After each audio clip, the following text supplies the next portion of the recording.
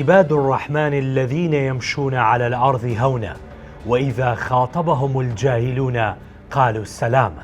سیرکە چەند بە جوانی خوای گەورە لەم ئاەتەدا کەسانی ئەرێنی بە بەندەی خۆی ناو دەبات و ناوی لێناون عەبدوڕەحمان، واتە بۆ خۆی هەژماری کردووە و ڕێزێکی تایبەتی بەو بەندانە داوە کە ڕەفتاری ئەرێنی لەسەر زەوی ئەنجام دەدەن.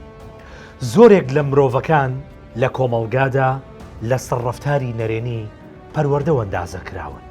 کاتێکیش مێشکمان لەسەر ڕەفتاری نەرێنی ئەندازە دەکرێت، کار و کردەوەی نەرێنی هێواش تەواوی کەسایەتیمان داگیر دەکات. هەر ڕەفتارێکی نەرێنی تەواوی ڕۆژی مرۆڤ بۆ خراپە دەگۆڕێت.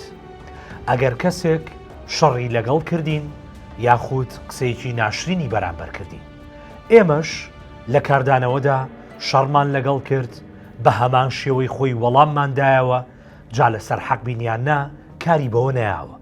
بەو شێوەیە تەواوی ڕۆژەکەمان تێک دەچێت بە جۆرێک کە ئەستەمە بتوانین کارێکی ئەرێنی و بنیادنەر لەو ڕۆژەدا ئەنجام بدەین.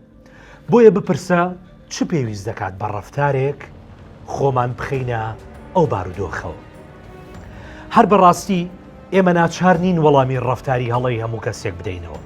وەڵامدانەوەی هەڵە بە هەڵا کەسایەتی و کەرامەتی مرۆڤ بەرەولاوازی دەبات.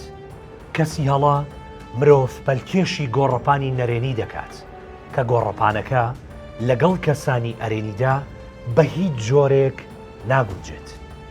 لە خزمەتی چاکەدا ئازادم، دەتوانم کاری گەورە بکەم، زیرەکم، بەڕەوشتم، کەسێکی بنیاد نەرم، ڕازگۆم، بوێرم.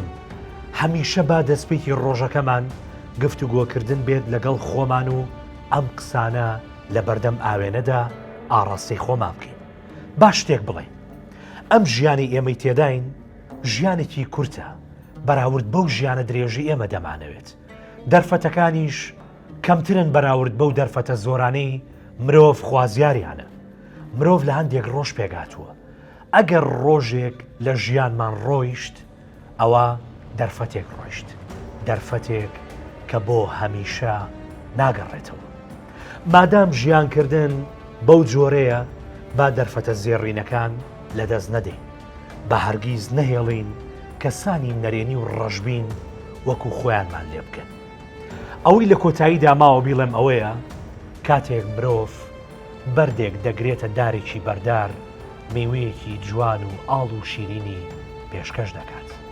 بەڵام دارێک کە وشک بووە لە کۆتاییدا دەکرێتە ئامڕازێکی بێجان وەکو شقارتە یاخود دەکرێتە خەڵووس.